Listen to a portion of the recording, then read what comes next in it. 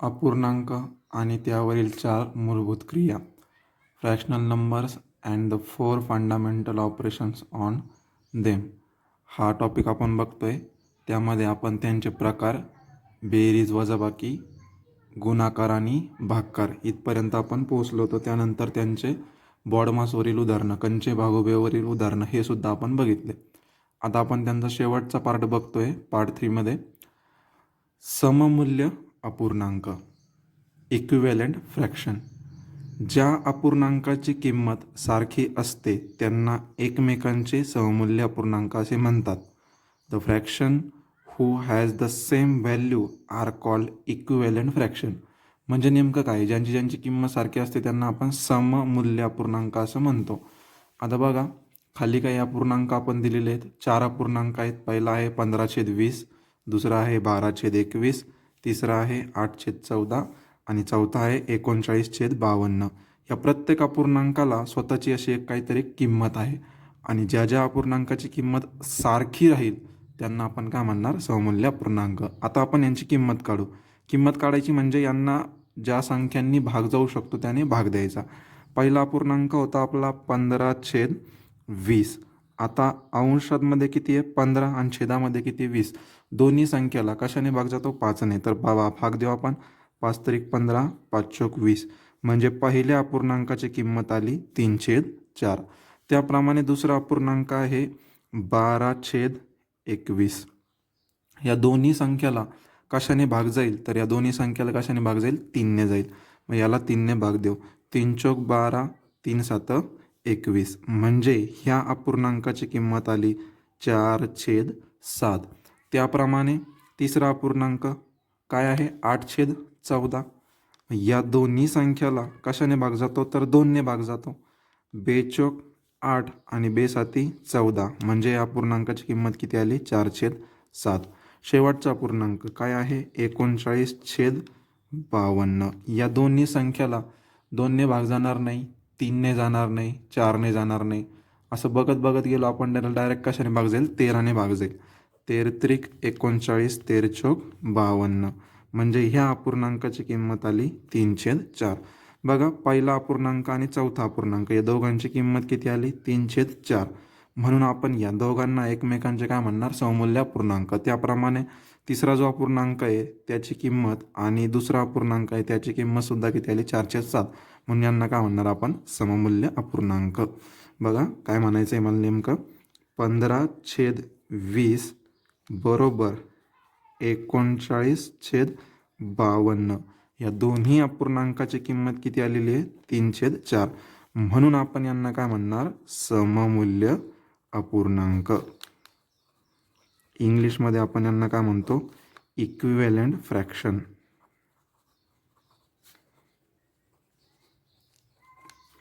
त्याचप्रमाणे अपूर्णांक 2 आणि 3 यांची किंमत सुद्धा सारखी आलेली आहे. 12/21 बरोबर 8/14 बरोबर 4/7. हे सुद्धा काय आहेत? सममूल्य अपूर्णांकच आहेत. म्हणजे 15/20, 39/52, 3/4 या सगळ्यांची किंमत किती आहे? 3/4च आहे. म्हणून यांना एकमेकांचे काय म्हणतो आपण? सममूल्य अपूर्णांक असं म्हणतो. त्याचप्रमाणे 12/21, 8/14 आणि 4/7 या सगळ्यांची किंमत 4/7 अशीच आहे. म्हणून यांना सुद्धा आपण काय म्हणतो? सममूल्य अपूर्णांक किंवा इक्विव्हॅलेंट फ्रॅक्शन. चला, वरील माहिती व्यवस्थित समजून घ्या आणि त्यानंतर हा खालचा जो आहे हा ग्रहपाठ घ्या. खालीलपैकी कोणते अपूर्णांक एकमेकांचे सममूल्य अपूर्णांक आहेत ते सांगा. Find the equivalent fractions from the following fractions. 6 अपूर्णांक दिसत आहेत तुमच्यासमोर. यापैकी कोणते अपूर्णांक एकमेकांचे सममूल्य अपूर्णांक आहेत ते तुम्हाला सांगायचे आहेत. पुढं आपल्याला या टॉपिकमध्ये बघायचं आहे अपूर्णांकाची तुलना, कम्पेअरिंग फ्रॅक्शन. म्हणजे दिलेल्या अपूर्णांकाचा लहान मोठेपणा ठरवणे आणि त्यांचा चढता किंवा उतरता क्रम लावणे. म्हणजे comparing the given fractions and arrange them in ascending and descending order. आता यामध्ये 3 प्रकारे असतात. एक अंशसारखा असल्यास, दुसरं छेदसारखं असल्यास आणि तिसरं अंश आणि छेद यांच्यामध्ये 1चा फरक असल्यास. तर तिन्ही प्रकार आपण व्यवस्थित समजून घेऊ. पहिला प्रकार बघा, अंश सारखा असल्यास, म्हणजे इफ न्यूमरेटर इज सेम. अंश जेव्हा सारखा असतो तेव्हा ज्या अपूर्णांकाचा छेद मोठा तो अपूर्णांक कसा? लहान. If numerator is same the fraction with greater denominator has low value. आता बघा, खाली आपल्याला किती अपूर्णांक दिलेले? 4 अपूर्णांक दिलेले. यांचा आपल्याला काय करायचं आहे? चढता क्रम लावायचा आहे आणि उतरता क्रमसुद्धा लावायचा आहे. तर कसं सोडवायचं? बघा, जसं वरती आपल्याला दिलेलं आहे त्यानुसारच ज्या अपूर्णांकाचा छेद मोठा तो कसा? लहान. आता बघा, सगळ्या अपूर्णांकामध्ये अंश कसा आहे? सारखा आहे. म्हणजे इथं पण 12, 12, 12 आणि 12. अंश सारखा असल्यास ज्याचा छेद मोठा तो लहान, म्हणजे हा जो अपूर्णांक असेल हा काय असेल? सर्वात लहान. म्हणजे 12/18 हा अपूर्णांक काय असेल? लहान असेल. यापेक्षा थोडासा मोठा अपूर्णांक कोणता असेल? 12/15. यापेक्षा थोडा मोठा तो असेल 12/9 आणि सर्वात मोठा अपूर्णांक असेल 12/6. म्हणजे बघा, हा जो अपूर्णांक आहे हा सर्वात लहान अपूर्णांक आहे आणि 12/6 जो आहे हा सर्वात मोठा अपूर्णांक आहे. लहानकडून मोठ्याकडे जेव्हा आपण जातो, म्हणजे असा जर आपण हा क्रम लिहिलेला आहे, हा क्रम आपला आहे चढता क्रम. हा क्रम कोणता आहे? चढता क्रम. याला आपण काय म्हणणार? Ascending order. आणि मोठ्या संख्येकडून जेव्हा आपण लहान संख्येकडे जातो, म्हणजे 12/6, त्यानंतर 12/9, 12/15, 12/18, याला आपण काय म्हणतो? उतरता क्रम. मोठ्याकडून कुठं चाललो? लहानकडे. याला आपण म्हणतो उतरता क्रम आणि इंग्लिशमध्ये याला म्हणतात डिसेंडिंग ऑर्डर. म्हणजे आपल्याला जे अपूर्णांक दिले होते 12/15, 12/9, 12/18, 12/6, यांचा डावीकडून उजवीकडे असा जो आहे हा आहे चढता क्रम आणि उजवीकडून डावीकडे हा यांचा काय आहे? उतरता क्रम. हा होता पहिला प्रकार, अंश सारखा असल्यास. दुसरा प्रकार आहे छेद सारखा असल्यास. आता छेद जेव्हा अपूर्णांकाचा सारखा असेल त्यावेळेस काय होईल?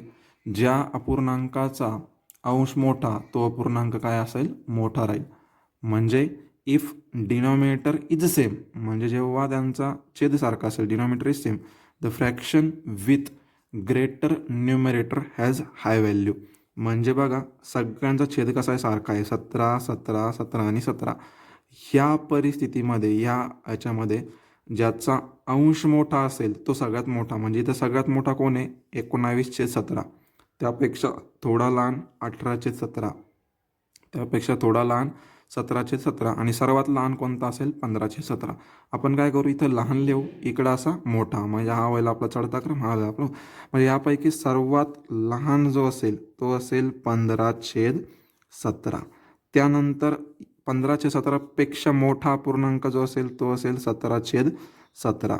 यापेक्षा मोठा असणारा अपूर्णांक असेल 18/17 आणि सर्वात मोठा असणारा अपूर्णांक असेल 19/17. म्हणजे हा असेल सर्वात लहान आणि हा अपूर्णांक असेल सर्वात मोठा. लहानकडून मोठा म्हणजे हा जो क्रम असेल, लहानकडून मोठा असा जो क्रम असेल याला आपण म्हणणार चढता क्रम. इंग्रजीमधून त्याला म्हणतात असेंडिंग ऑर्डर. आणि मोठ्या अपूर्णांकाकडून लहान अपूर्णांकाकडे जो क्रम असेल, मोठ्याकडून लहानकडे जो क्रम असेल त्याला आपण काय म्हणणार? उतरता क्रम. इंग्रजीमधून त्याला म्हणतात डिसेंडिंग ऑर्डर.